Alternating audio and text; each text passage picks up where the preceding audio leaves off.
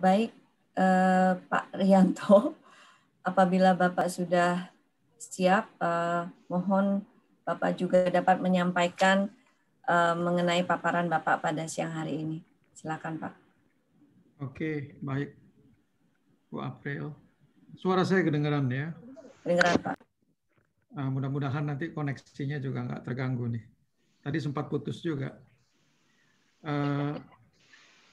Ya, silahkan bahan presentasi saya ditayangkan.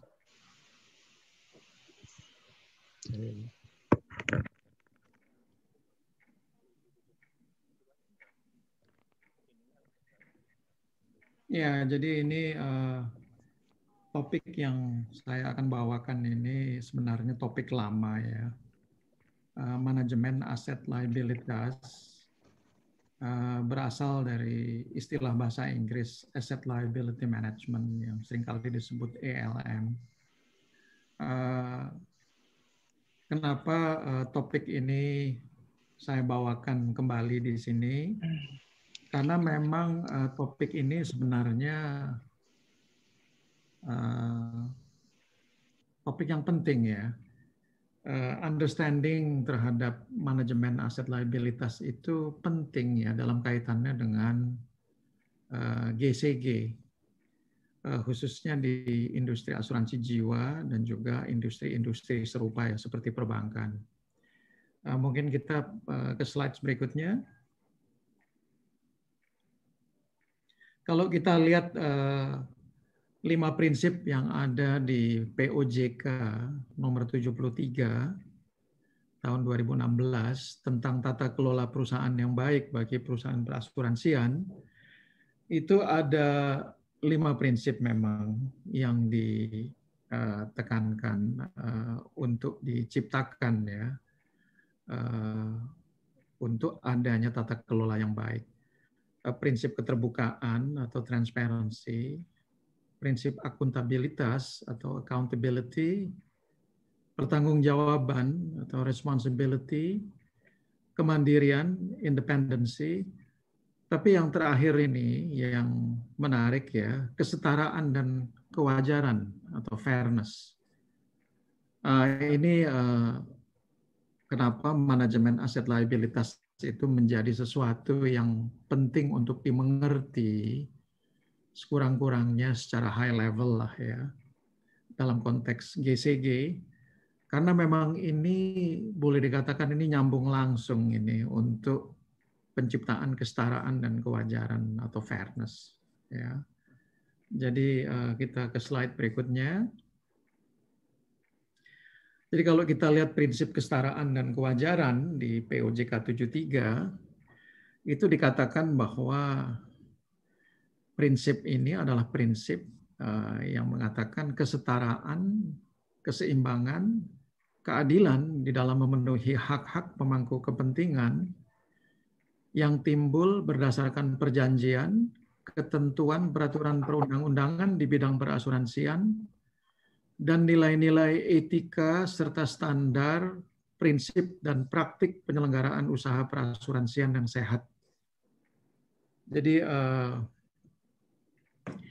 ini yang kami lihat langsung ini berhubungan dengan manajemen aset liabilitas.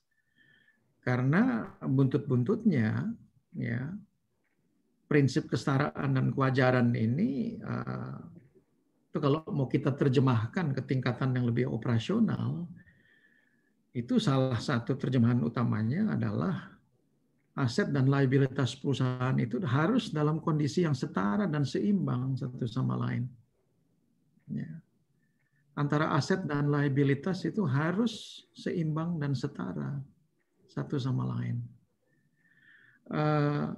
Memang dikatakan terutama itu pemangku kepentingan yang diutamakan itu adalah pemegang polis ya dan nasabah.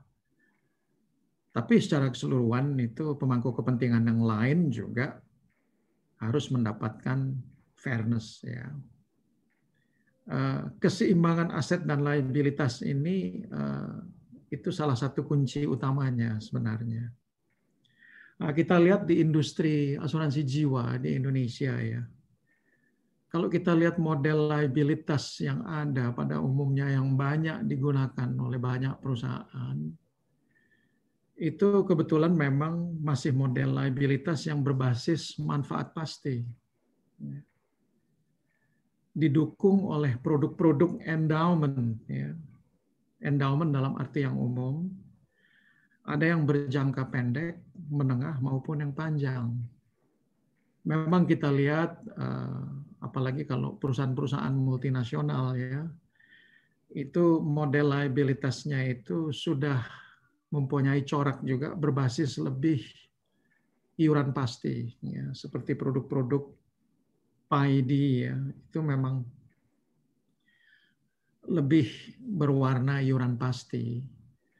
Tapi kita lihat masih banyak perusahaan-perusahaan, khususnya perusahaan-perusahaan domestik ya, yang masih model liabilitasnya itu berbasis manfaat pasti. Dan terutama ini ya, yang menjadi challenge buat kita ini terutama kalau itu jangkanya itu mulai menengah dan panjang. Ya. Nah, baik, kita lihat slide berikutnya. Saya langsung saja straight to the point ya. Dalam penciptaan kesetaraan dan keseimbangan aset dan liabilitas. Jadi kalau kita lihat di neraca itu ada aset dan ada liabilitas. Idealnya memang aset itu besarannya lebih besar daripada liabilitas. Sehingga perusahaan itu dalam kondisi yang sehat gitu ya. Tapi kalau kita lihat ini beberapa aspek penting ya. Yang pertama, kesetaraan dan keseimbangan itu perlu ada dalam besarannya. Jadi aset itu memang harus lebih besar dari liabilitas. Liabilitas itu mencerminkan nilai dari apa-apa yang harus dipenuhi di masa depan ini oleh perusahaan. Jadi kalau nilainya itu lebih besar daripada nilai asetnya, itu jelas itu perusahaannya nggak sehat. Ya. Dan regulasi di industri asuransi jiwa dan asuransi umum itu ya memang mendorong ini pemenuhan kondisi bahwa aset itu harus lebih besar dari liabilitas, dan bahkan bukan hanya sekedar lebih besar ya, tapi ada kondisi-kondisi tambahan yang harus dipenuhi. Kalau kita lihat regulasi mengenai RBC solvency ratio ya, itu bukan hanya aset harus lebih besar dari liabilitas, tapi lebih besarnya juga harus memenuhi kondisi-kondisi tertentu. Aspek kedua yang sangat penting untuk kita mengerti dalam melihat keseimbangan antara aset dan liabilitas ya, itu dalam hal tingkat hasil investasi aset ya, dalam kaitannya dengan tingkat diskon pencadangan di seluruh horizon liabilitas. Ini seringkali kita melihat isu pencadangan itu sebagai sesuatu yang terpisah dari isu-isu terkait investasi aset. Padahal sebaik-baiknya memandang ini, kita harus melihat kedua-duanya itu sebagai dua hal yang berhubungan satu sama lain. Dan isu kesetaraan dan keseimbangan ini dicerminkan dengan adanya kondisi tingkat hasil investasi aset itu yang bisa lebih besar daripada tingkat diskon yang digunakan di pencadangan. Ya. Dan ini bukan hanya terpenuhi di kondisi 1 tahun, 2 tahun ke depan ya. Kita harus melihat ini dalam horizon liabilitas secara keseluruhan. Nah, ini repotnya seringkali kita bikin produk-produk yang bergaransi dan berjangka panjang, ya, horizonnya panjang-panjang. Tapi nanti di masa depan ini kita mulai berurusan dengan soal keseimbangan kesetaraannya ini terganggu ya, karena nanti tingkat hasil investasi asetnya sudah ketinggalan dan tidak kuat lagi untuk bisa lebih besar daripada tingkat diskon pencadangannya gitu. Ya. Satu aspek lagi kesetaraan keseimbangan dalam likuiditas dan durasi.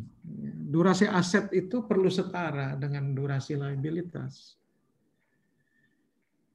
Kalau produk-produknya itu yang dijual, produk-produk yang berjangka menengah dan panjang, ya, artinya durasi dari liabilitasnya juga akan bertendensi berjangka panjang. Nah, si aset yang membackup liabilitas tersebut itu juga harus mempunyai karakteristik yang sama. Dia juga harus bertendensi mempunyai durasi yang juga panjang, seimbang. Ya. Dan yang terakhir ini aspek penggunaan asumsi aktuaria ya, yang digunakan dalam pencadangan.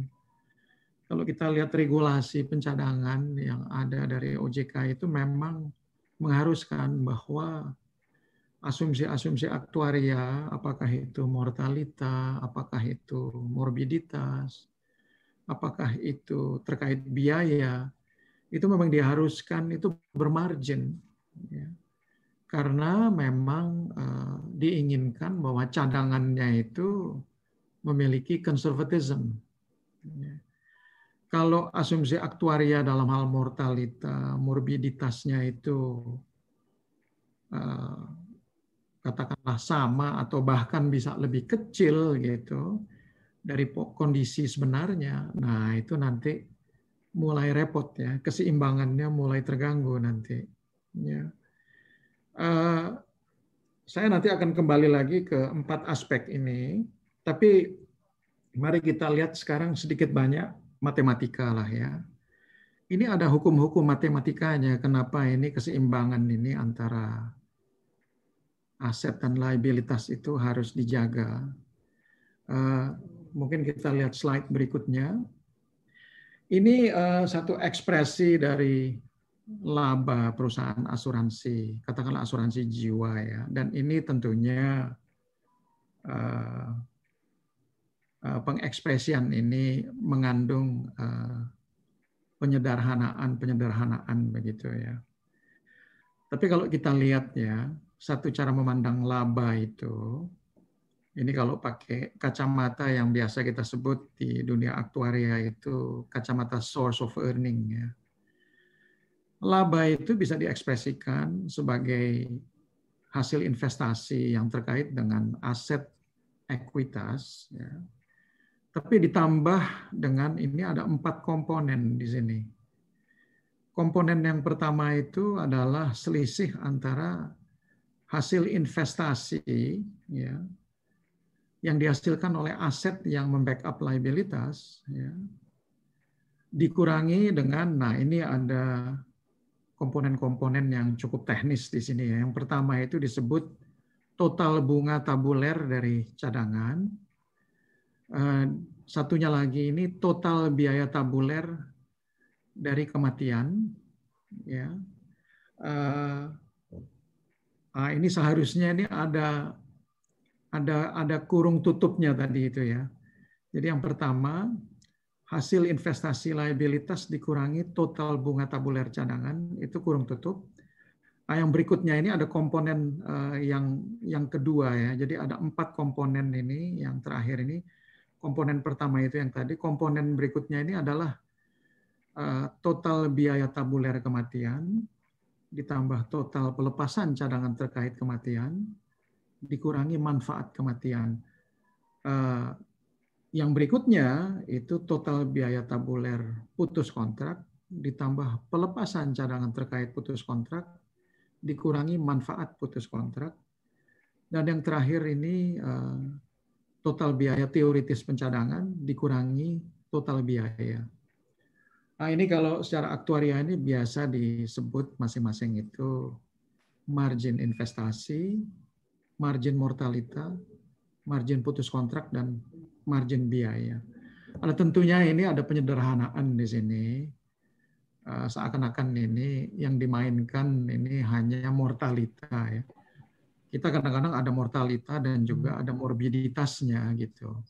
Tetapi begini, margin investasi, margin mortalita, margin putus kontrak, dan margin biaya itu sebenarnya mengukur apa yang ada yang diasumsikan di pencadangan dan apa yang ada di sebenarnya.